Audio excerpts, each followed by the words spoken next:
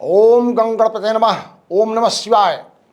श्री गणेश उत्सव प्रत्येक वर्ष भादव शुक्ल पक्ष चतुर्थी से लेकर के अनंत चौदस यानी चतुर्दशी तक मनाया जाता है।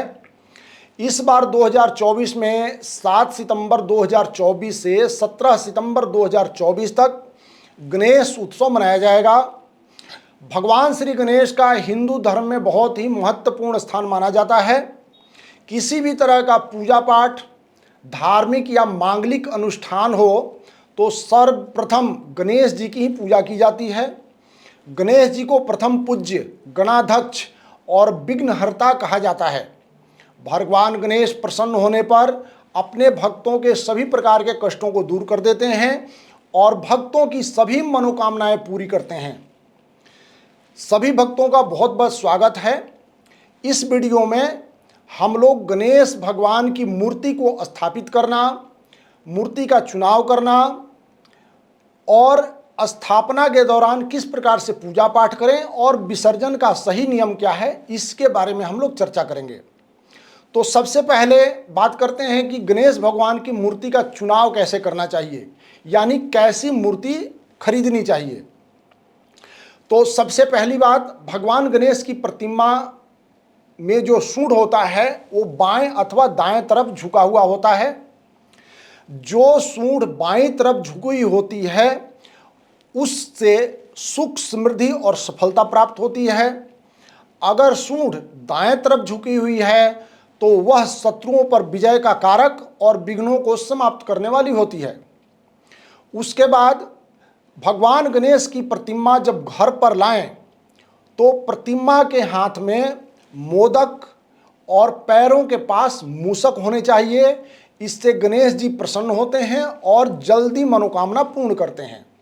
नंबर 3 की बात करें तो भगवान गणेश की प्रतिमा जो है अगर लाल रंग की होती है तो इससे घर में सुख समृद्धि आती है और सफ़ेद रंग की प्रतिमा लाने से घर में सुख, शांति और निरोगता आती है। नंबर 4, गणेश जी को जब आप अपने घर लाएं तो स्थापित करने से पहले गणेश भगवान को अपने पूरे घर में घुमा करके अपना घर उनको दिखाना चाहिए। नंबर 5, गणेश जी की प्रतिमा स्थापित करते समय 2 बातों का ध्यान रखें। नंबर 1, गणेश जी का मुख घर के मुख्य दरवाजे की तरफ होना चाहिए। उसके साथ ही ये भी ध्यान रखें कि गणेश जी जो विराजमान हैं वो उत्तराभिमुख हों, यानी उनका मुख नॉर्थ साइड हो, नॉर्थ की तरफ देख रहे हों। अगर नॉर्थ की तरफ मुंह करके गणेश जी की स्थापना करते हैं तो इससे भगवान कुबेर और माता लक्ष्मी का आशीर्वाद मिलता है और घर में धन धान्य की बढ़ोतरी होती है। अब गणेश जी की मूर्ति की स्थापना कैसे करते हैं इसके बारे में चर्चा करते हैं। तो सबसे पहले गणेश जी की मूर्ति या प्रतिमा को जो खरीद करके आप अपने घर लाएंगे उसके लिए सबसे शुभ और अच्छा दिन होता है बुधवार, क्योंकि बुधवार गणेश जी का दिन माना जाता है। नंबर 2, सबसे पहले मूर्ति जब घर पे लाएं तो गंगा जल का उस पर छींटा लगाएं। उसके बाद नंबर 3, गणेश जी की प्रतिमा को लाल रंग के कपड़े से हल्के हाथ से साफ करें। उसके बाद आसन या चौकी पर लाल कपड़ा बिछाएं, उस पर चंदन अथवा रोली से स्वास्तिक बनाएं और उस स्वास्तिक के ऊपर गणेश महाराज को स्थापित करें। नंबर 5, जब आप भगवान गणेश की मूर्ति को स्थापित कर रहे हों तब आपको भगवान गणेश जी के मंत्र ओम वक्रतुंडो महाकाय कोटि सूर्यसम प्रभा निर्विघ्नं कुरु मे देव सर्व कार्येषु सर्वदा, इस मंत्र का 5 बार जप करना चाहिए। उसके बाद गणेश जी को स्थापित कर देना चाहिए। उसके बाद गणेश जी के दाएं तरफ कलश रखें। कलश के लिए आप घड़ा या लोटा में पानी भर करके उसमें लौंग, इलायची, सुपारी, गंगा जल और 1 सिक्का डालें और लाल कपड़े में लपेट करके नारियल घड़े अथवा लोटा के ऊपर रख दें। उसके बाद नंबर 6, गणेश जी को सबसे पहले यज्ञोपवीत यानी जनेऊ पहनाना चाहिए। उसके ऊपर वस्त्र पहनाएं। उसके बाद उनको तिलक करें। चावल, पुष्प, फल, मिठाई इत्यादि अर्पण करें, उनको माला पहनाएं और पंचामृत और मोदक का भोग लगाएं।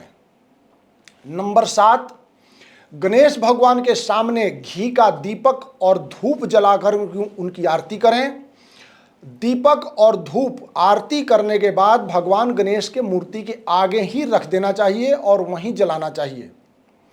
अब गणेश जी को लड्डू और मोदक का पुनः भोग लगाएं और आशीर्वाद और कृपा प्राप्त करने के लिए उनसे प्रार्थना करें और अंत में घर के सभी सदस्यों को भगवान गणेश जी की स्थापना का प्रसाद वितरण करें।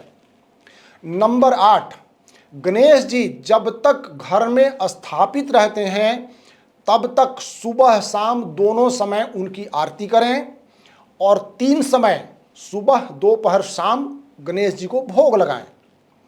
गणेश जी को पूजा के लिए कुछ आवश्यक वस्तुएं होती हैं, उनकी भी चर्चा कर लेते हैं। आवश्यक वस्तुओं में जैसे कुमकुम, हल्दी, चंदन का तिलक, ये सब गणेश जी के सामने रखें। एक कटोरी में बिना खंडित साबुत चावल उनके आगे रखें। गणेश जी के आसन के लिए लाल, पीले या केसरिया रंग के चमक वाले कपड़े रखने चाहिए और गणेश जी के पास तांबे के लोटे में 1 लोटा पानी भर करके हमेशा रखना चाहिए और आरती के उपरांत उसको बदलते रहना चाहिए। अब बात आती है कि गणेश जी को आप अपने घर में कितने दिन तक रख सकते हैं और विसर्जन की विधि क्या है, इस पर चर्चा करते हैं। तो गणेश जी की स्थापना का उत्सव गणेश चौथ से शुरू होता है और अनंत चतुर्दशी को विसर्जन के साथ समाप्त होता है।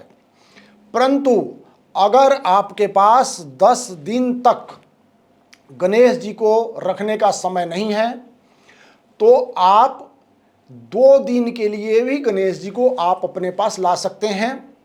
परंतु जब तक गणेश जी घर में स्थापित रहते हैं घर में ताला लगा करके नहीं जाना चाहिए, घर में हमेशा कोई ना कोई सदस्य रहना चाहिए।